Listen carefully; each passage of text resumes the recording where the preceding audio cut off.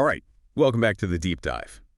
You know how this works. We dig into some fascinating material and we extract all the insights that you need to know. Think of it as that shortcut to becoming just incredibly well-informed on all sorts of different topics.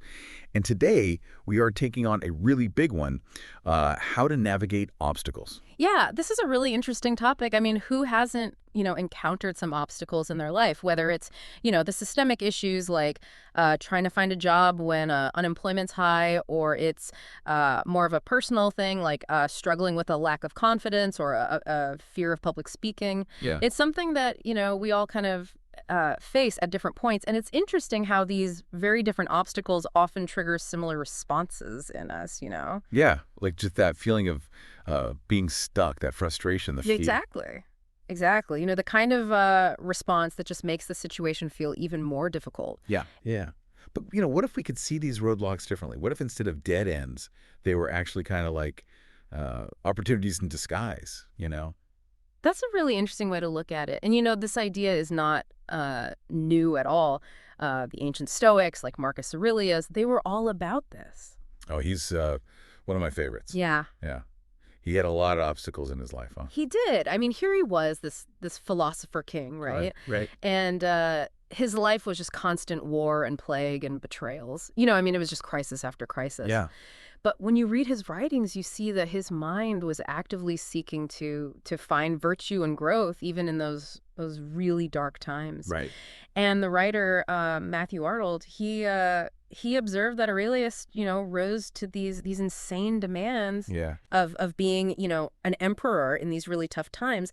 And I think a lot of it was that core insight that events themselves, they're kind of neutral. It's really our reaction to those events that gives them power. So he focused on what he could control, his response, not on the events themselves. And I think that's just such an important lesson. I mean, for anyone, really, not just a philosopher king. Yeah. So how can we cultivate that kind of mindset? How can we transform those inevitable bumps in the road into opportunities for growth and resilience? That's the million-dollar question. And luckily, our sources have a lot to say about it.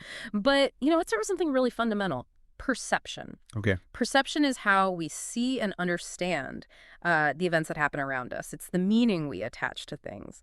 And, our perceptions can be a really powerful ally, but they can also be our biggest weakness. Yeah. Like that old saying, is the glass half full or half empty? Exactly. And the Stoics, they understood this deeply. They knew that if we let our emotions run wild and our judgment gets all cloudy, it just amplifies our problems. So they emphasize this idea of training our minds to see things clearly, filtering out all that negativity like prejudice and fear, almost like putting on a pair of clear glasses. Oh, okay. Yeah. So it's about trying to have this more detached, objective view. See things for what they really are, not how our emotions are coloring them. Right, exactly. It's about striving for this this kind of calm objectivity and recognizing that events in themselves, they're not inherently good or bad. It's our judgments that label them that way. That's a good point. And this objective viewpoint, it really offers an advantage when we face these obstacles, because, and this is something our sources really highlighted, it's not really the obstacle itself that matters the most. It's how we see it and how we react to it. That makes sense. So those feelings of desperation or powerlessness, they're not coming from the external challenge. They're coming from our interpretation of it, our internal reaction to it. Okay. So we really are the author of our own experience. You got it. You choose the narrative. Don't let circumstances dictate it for you. Right. That makes sense. But, it's like our brains are still wired for those saber-toothed tiger, Yes. those threats that don't really exist anymore. It's like Right. our threat detection system's a little oversensitive. It absolutely is. And that's that's where the skill of reframing comes into play. Okay. Think about Reuben Hurricane Carter. Boy. He was wrongly imprisoned for years, but instead of becoming bitter, he decided to use that time to study, to improve himself. Yeah. He chose how that situation would impact him. He refused to be defined as a victim. Right. And when he was finally released, he showed very little bitterness. It's incredible. Oh, exactly. He chose the story that he told himself about that experience. Yeah. And that's such a powerful lesson for all of us, right? We Yeah. have that power, to question those initial negative impressions. We don't have to accept them, and we don't have to accept the opinions of others either. We can choose to see things differently. All right, so we start with how we see things. Mm. But what about when we're actually in the middle of a crisis? Yeah. How do we steady our nerves? Ah, yes. Steadying your nerves. That's key, right? Yeah. It's about remaining composed when the unexpected happens. Facing these challenging situations with grace and poise. Voltaire, he described it as this tranquil courage in the midst of tumult. Okay. Having this kind of inner calm, this coolness that lets you think clearly and act effectively, even when everything around you is going haywire. I'm thinking of Ulysses S. Grant.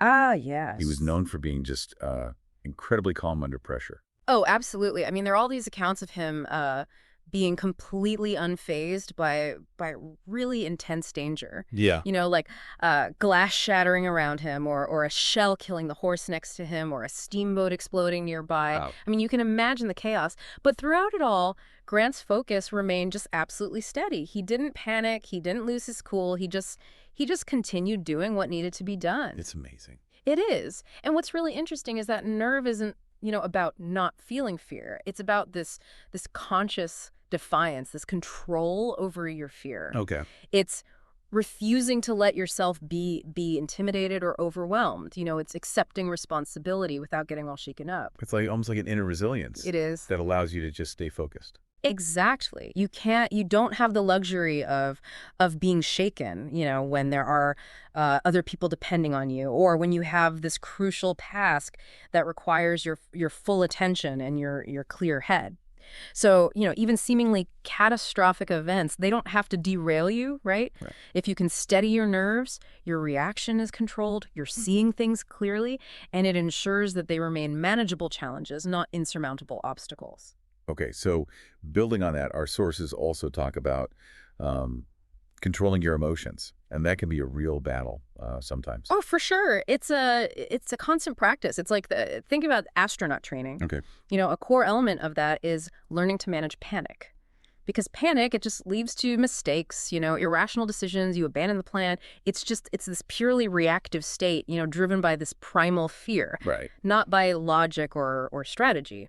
So if we encounter an obstacle and we feel this surge of anger or frustration, what's a practical first step we could take? Well, our sources suggest that instead of, getting caught up in the anger, prioritize resourcefulness.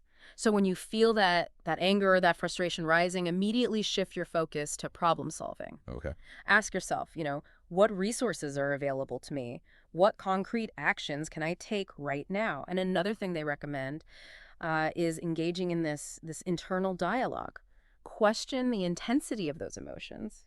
Is the situation really as bad as it feels in this moment? Have I overcome similar challenges before? Right. And there's a surprisingly effective technique for managing anxiety, which is just this simple mantra: I'm not going to die from this. It might sound a little silly, but it can really help. It brings you back to reality. It helps diffuse those runaway emotional reactions. So by consciously controlling our emotions, we create this mental space for a more rational and effective response. Right, and that leads into practicing objectivity, and it almost sounds like taking a step back from the situation. It is. It's about distinguishing between the objective facts, like, this thing happened, Right. versus our subjective interpretation of those facts. Like, this is terrible.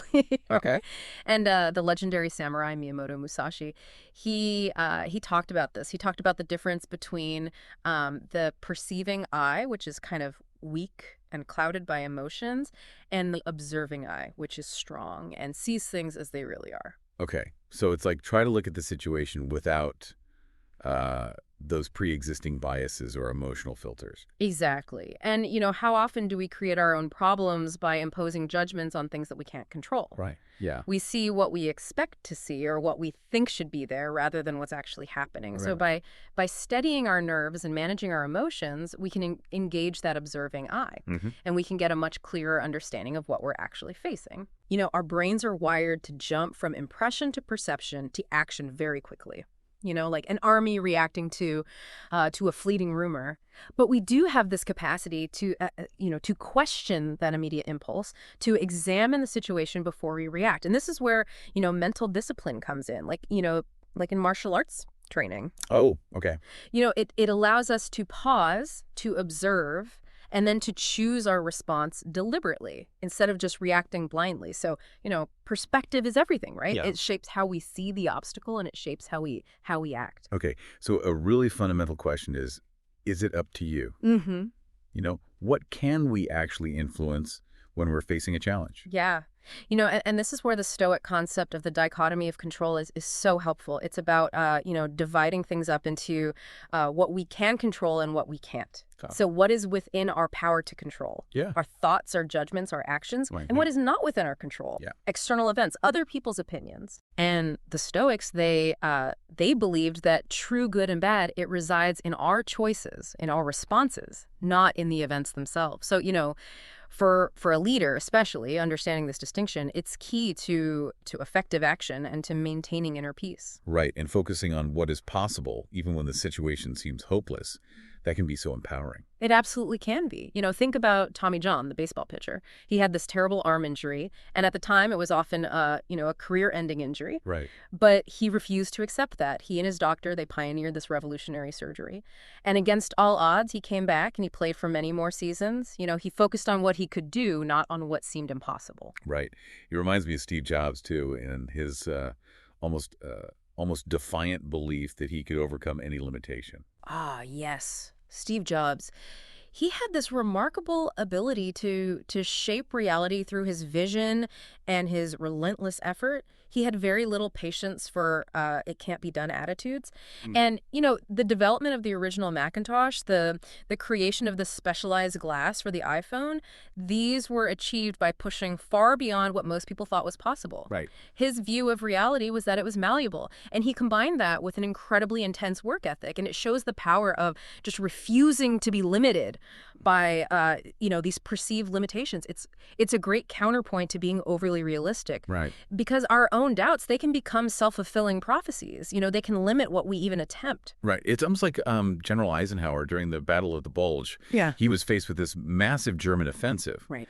And instead of seeing it as a disaster, he saw it as an opportunity. Exactly. He said that, the present situation is to be regarded as an opportunity for us, not a disaster. And that reframing, it completely changed the Allied perspective. Right. And it allowed them to use that German advance strategically to their advantage. Right. And it ultimately contributed to a much more decisive victory. Yeah. And it makes you wonder, what about our own lives? Yeah. What preconceptions are we holding on to that might be blinding us to, opportunities in difficult situations? Right. Even something like having a bad boss. Yeah. Instead of focusing on the negative, maybe you could see it as a way to, develop your resilience or your communication skills. Exactly. Or even just figuring out, okay, this is not the right job for me. Right. Or you discover your true strengths because of the adversity. You're like Demosthenes. Oh, yeah.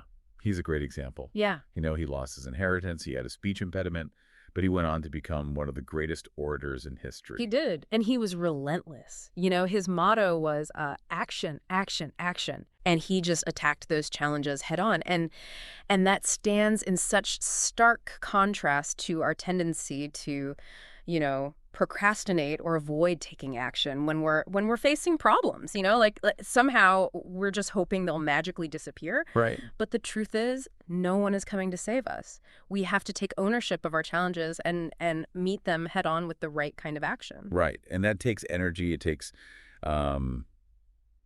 persistence, and a well thought out plan. Absolutely. And resilience, pragmatism, strategic thinking, and this ability to identify opportunities even within the most difficult situations. So once we've kind of shifted our perspective and decided to act, what's the next step? Well, it might sound obvious, but it's crucial. Get moving. Right. As Theodore Roosevelt said, we must all either wear out or rust out, every one of us. My choice is to wear out. I like that. It's a great quote, isn't it? And procrastination and inaction, those are forms of rusting out. And, Amelia Earhart's early career, it's a great example of the power of just starting. Okay. She faced all these societal limitations. All right. She didn't have ideal resources, but she was passionate about flying. Right. And she didn't wait for perfect conditions or for everyone to approve. Yeah. She just started. Anywhere, anyhow, she said. Right. So the point is, create momentum, A parked chariot doesn't go anywhere. You got to get it rolling. Okay. Even if you don't feel fully prepared or if the circumstances aren't ideal, that act of initiating action, it's what overcomes that inertia and starts you moving towards your goal. Okay. And once you started, you got to keep going. So practice persistence. Absolutely. It's rarely a straightforward path, right? There are going to be setbacks. There are going to be, obstacles within obstacles. Right. And that's where persistence becomes absolutely crucial. Robert Frost, he put it perfectly. He says, the best way out is always through. I love that quote. It's a good one, isn't it? Yeah. And think about Ulysses S. Grant and his attempts to capture Vicksburg. Okay. He faced numerous defeats. He tried all these different strategies, but he never gave up on that objective. Right. And his persistence, it finally paid off. It led to this breakthrough, a new approach, and that was crucial to the Union victory. Wow. And it just shows how dedication can force us to discover new and better ways of doing things. So setbacks, they're not a reason to quit. They're actually like feedback. Exactly. Yeah. Exactly. Telling us to reassess and to try again. Yeah. Think about Thomas Edison and his quest to invent the incandescent light bulb. Oh, yeah. I mean, he went through thousands of failed experiments, testing countless different materials. Right. But his tolerance for those difficulties, his unwavering dedication, it finally led to his breakthrough. And, he understood that invention, it often starts with this intuition. But it's invariably followed by, challenge after challenge. And it's the perseverance through those challenges that really determines success. So, setbacks, they're to be expected.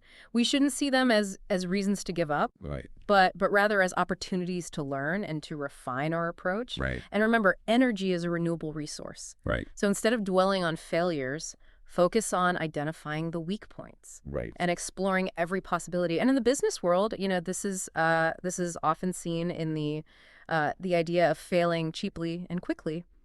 Learning from mistakes, but with minimal investment. Because failure, it can be a really valuable stepping stone to success. And our sources, they highlight that those really successful entrepreneurs, they're characterized by their, adaptability, their willingness to learn from those small losses, and just their resilience in the face of setbacks.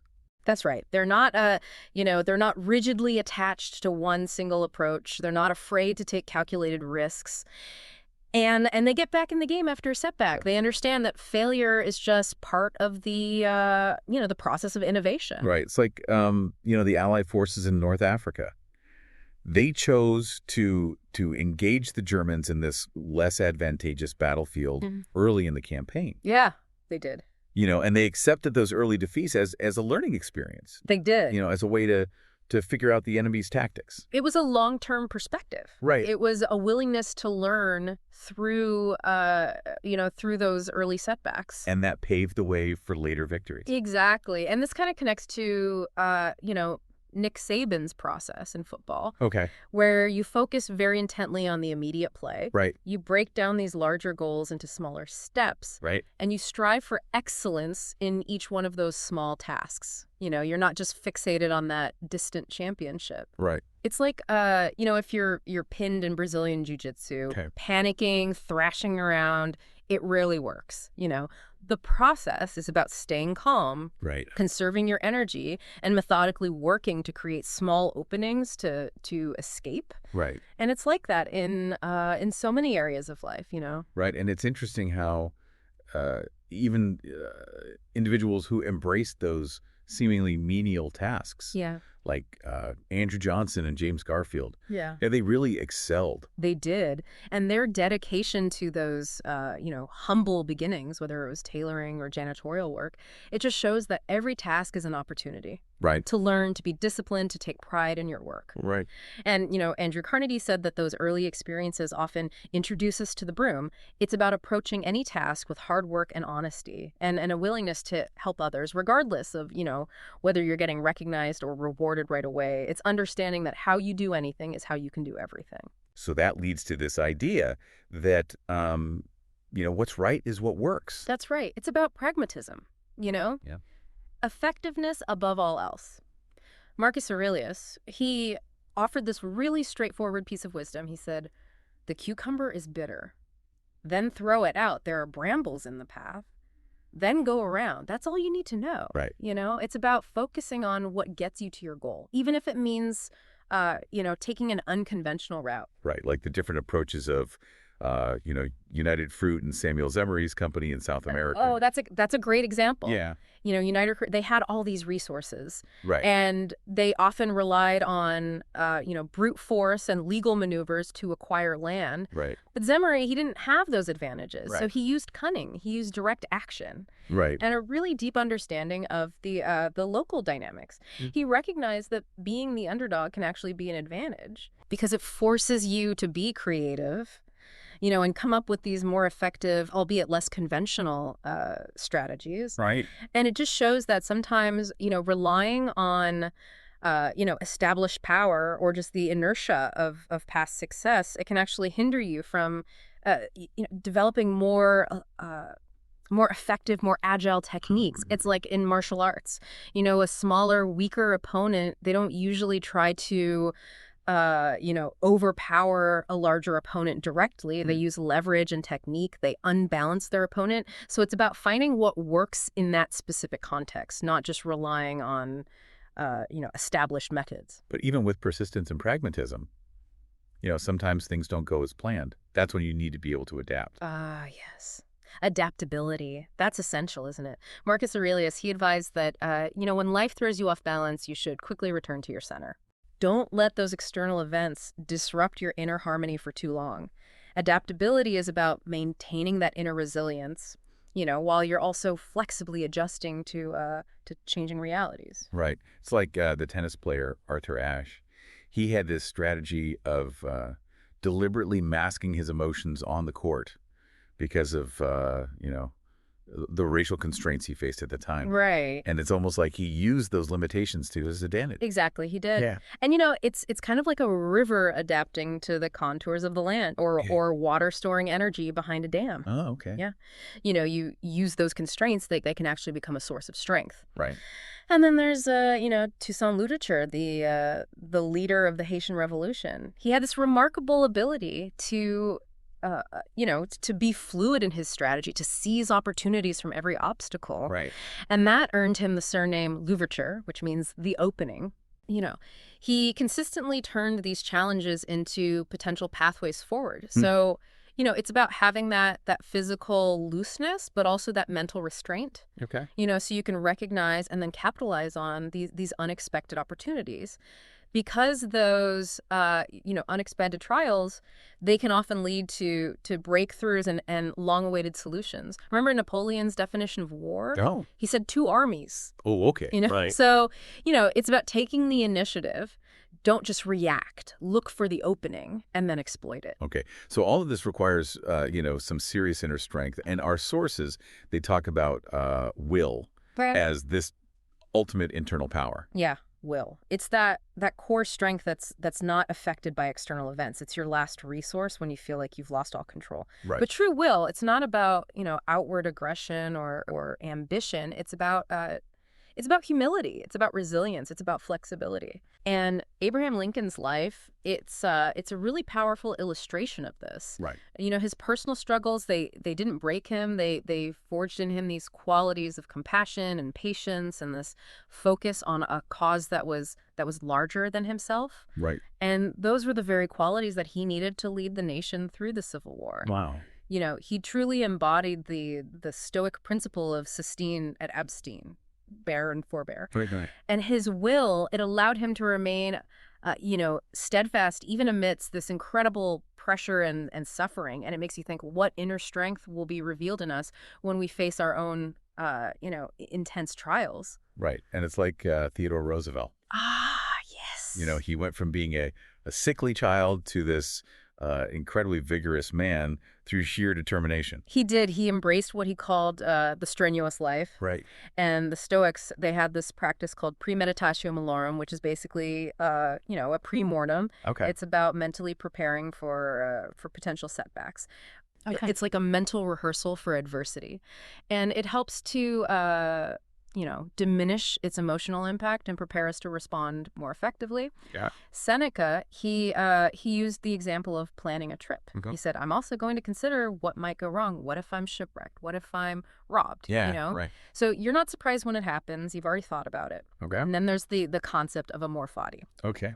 And this is not just accepting fate, it's actively loving it, turning what you must do into what you get to do. That's a different way of looking at it. It is, and think about Jack Johnson, the boxer. Yeah. He seemed to really relish the challenge and even the hostility of the crowds he faced. Wow. So amor fati, it's more than just acceptance. It's a genuine appreciation for those opportunities for growth that challenge is present. Okay. And so it's an active embrace of reality. Recognizing the potential for learning and strength within those difficulties. So it's more than just like a gritting your teeth and bearing it. It is. It's about actually finding, some joy, some purpose in those obligations. Right. And while persistence is about that steadfast determination in the short term, perseverance is more about, the long game. Okay. It's enduring through multiple challenges over time. Right. Like Odysseus' journey home, it took him 10 years. Right. So even when our actions are constrained by external forces, our will is still ours. Right. We always have the power to try again, to find a different path, or to just accept reality and choose a new aim. Like Churchill famously said, KBO, keep buggering on. Right. So ultimately, the biggest threat to our determination, it often comes from within. Yeah. We have to strive to not be our own worst enemy. Okay. So lastly, our sources talk about the importance of